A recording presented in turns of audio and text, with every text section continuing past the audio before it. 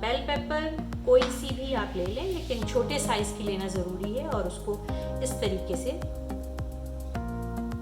इतने साइज़ में काट लें। इतना थिक होना चाहिए और अंदर से उसको हॉलो कर लीजिए।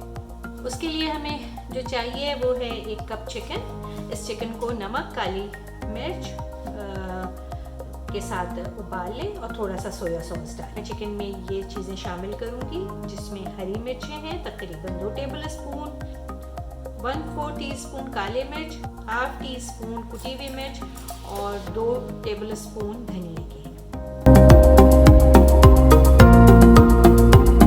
और इसमें 1 टेबल स्पून मेयोनीज का जाएगा।